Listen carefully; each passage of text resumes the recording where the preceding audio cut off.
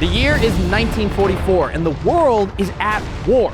American troops advance behind Chrysler tanks with guns made by General Motors. The German line they're attacking is being supplied by Audi trucks and defended by Mercedes-powered tanks. Marines are storming beaches in landing craft powered by Ford engines, and the Japanese defenders fire back with Mazda-built rifles and attack from above with Mitsubishi planes. This isn't just a war between countries, it's a war between car companies, and the story goes much deeper than the origins of Volkswagen and Jeep. My name's Jimmy, and today in the Lore Garage, it's the story of what your favorite car company was up to during World War II. When war broke out in 1939, governments around the world were spread thin on resources and turned to their local car makers to help meet the manufacturing needs for everything from bullets to bombers. If you were starving, low on ammo, and freezing your cheeks off in a battle called the Bulge, seeing a Red Ball Express truck coming your way with food, bullets, and more guys in uniform meant you had a much higher chance of surviving and making it back home to your Mima. In Europe, American trucks were the lifeblood of Allied forces on the Western Front. If you were a soldier headed for the front lines, chances are you were climbing into the back of a Jimmy. General Motors made over 500,000 of these things during the war. They even made an amphibious version called the Duck. Just like in my early days at Donut, the Jimmy was used to move everything: troops, ammo, food. And they did it all with a 270 cubic inch inline six. The most powerful version of this engine only made about 104 horsepower. That's less than one of my Miatas with a bad misfire, but it really didn't matter because these trucks were so good at their job that several variants were made into the 1990s. Other American vehicles were supplying battlefields too. Jeeps, of course, but also Dodge's WC series, nicknamed Beeps with a B. The WCs were used for everything from ambulances to reconnaissance vehicles. Even the Canadian arm of Dodge made their own beeps to bring maple syrup to those brave, crazy Canucks fighting the fascists. The Eastern Front is worth its own video to cover the Soviet-made stuff, but the Soviet soldiers also used a lot of American-made trucks thanks to a program called Lend-Lease. They actually ended up with over 100,000 Studebakers.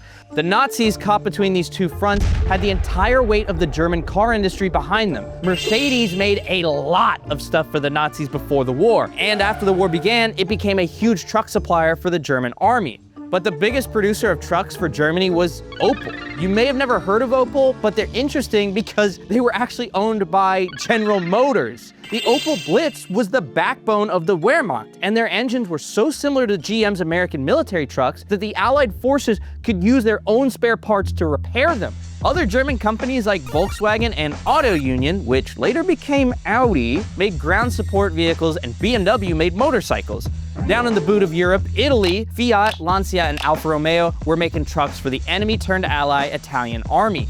Over in the Pacific, Toyota made the most utilitarian truck of the war for the Japanese, the G1. Japan suffered huge material shortages as the war went on, and at one point the G1 had plywood body panels and a single headlight. Talk about poverty spec. Marines moving from ships to beachheads under heavy machine gun fire were in landing craft like LVTs, which were powered by Ford engines. After the first assault wave, LCMs and Higgins, built and powered by General Motors, hit the beach carrying tanks and artillery. If the transporter you were in managed to not get exploded, you had to hit the ground ready to fight. Car companies made a shocking amount of weapons during World War II. Even everyone's favorite cork manufacturer, Kogyo, later rebranded as Mazda, manufactured hundreds of thousands of Type 99 rifles, the standard weapon of the Japanese infantry. Americans fired back with guns like the M1 carbine, and while M1s were made by a lot of different companies, GM made more of them than anyone else. GM was actually the single largest producer of weapons during World War II, period. According to General Motors Heritage Center, GM cranked out, oh my God, that's insane. That's too many weapons. Overkill. But this isn't even counting the vehicles they made, or the planes, which we'll get to in a bit. I see you War Thunder nerds in the comments. Drop your Steam username. We can play sometime. I'm down. On the ground, the last thing you'd want to see rolling across a French field was a tank. German tanks were especially deadly, and some of the most infamous ones, like the Panther and Tiger II, were powered by Mercedes engines.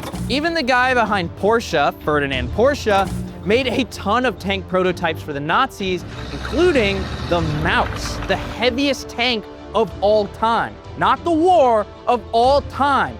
It weighed 188 tons, and if you parked it too long, it would start to sink into the ground, and it was so heavy, it couldn't pass over certain bridges. I just want to put this out here. I love Girls in Panzer. That's probably one of my top 5 favorite animes of all time.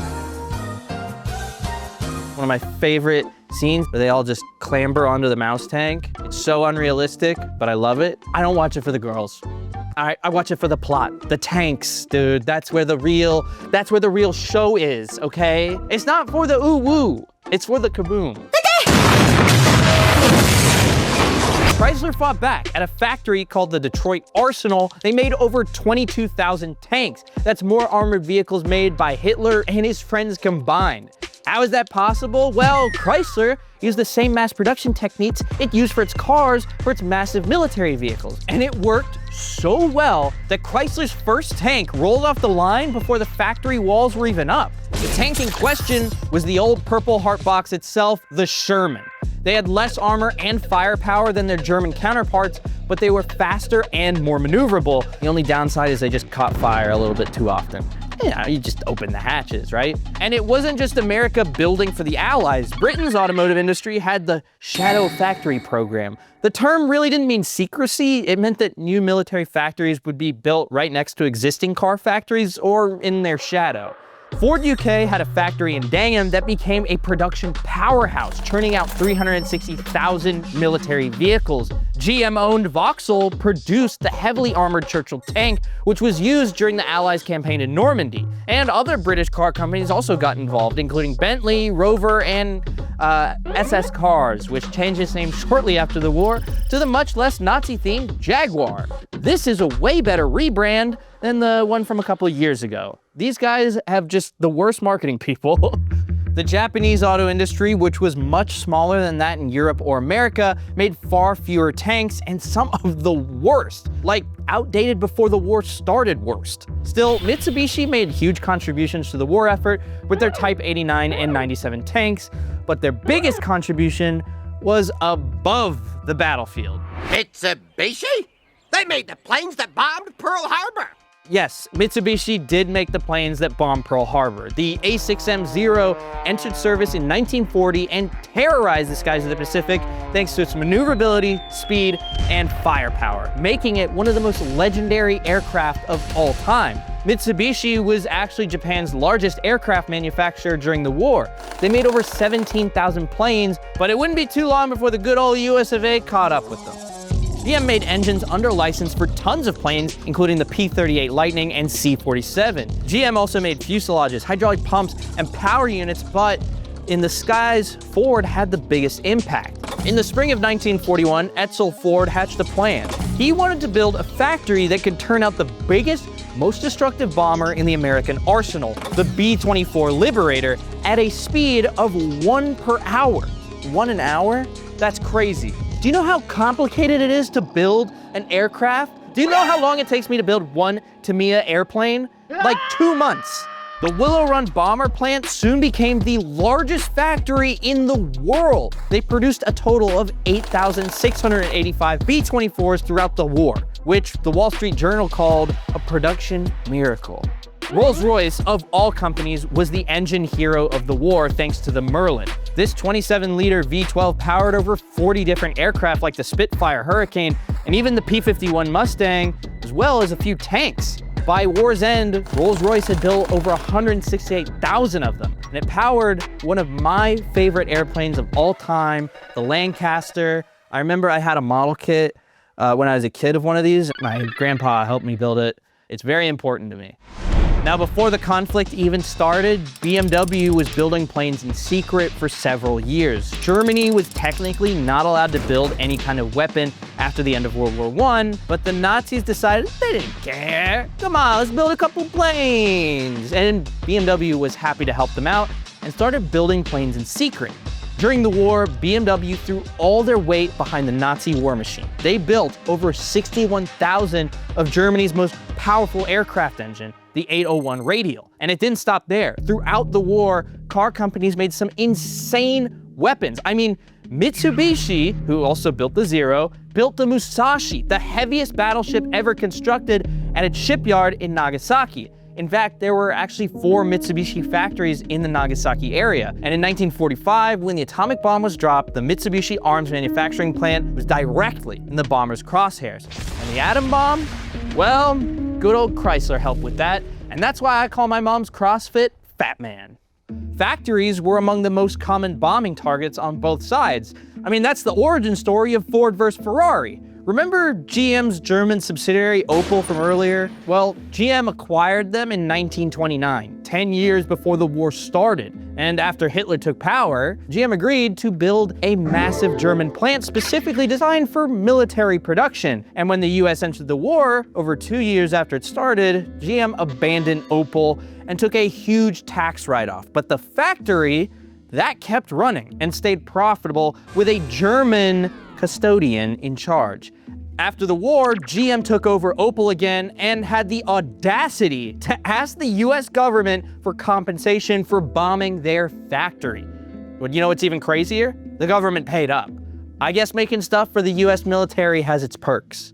However, this wasn't the only dark secret kept by these factories. Mercedes, BMW, and Volkswagen each added tens of thousands of workers during the war, but most of them were forced laborers, POWs, and concentration camp prisoners. In Japan, Mitsubishi used thousands of Chinese prisoners and Allied POWs in its factories.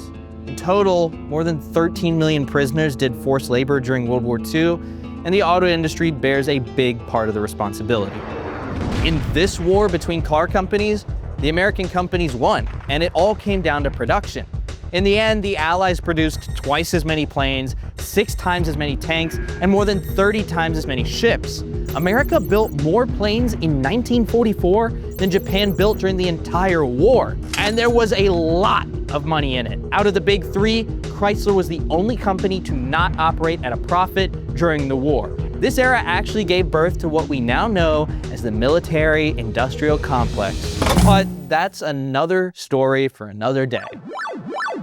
Honestly, that was just some of the lore that you need to know about World War II. There is so much World War II history out there. We can't cover it all in one video, so leave a comment down below on what stories you'd like to see on Lore Garage, because I'd love to talk about World War II a little bit more.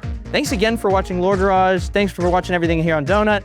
Thanks for letting me do my dream job. I love you guys. And remember, cherish all the moments you make, because you never know when the sun is gonna blow up. Bye for now.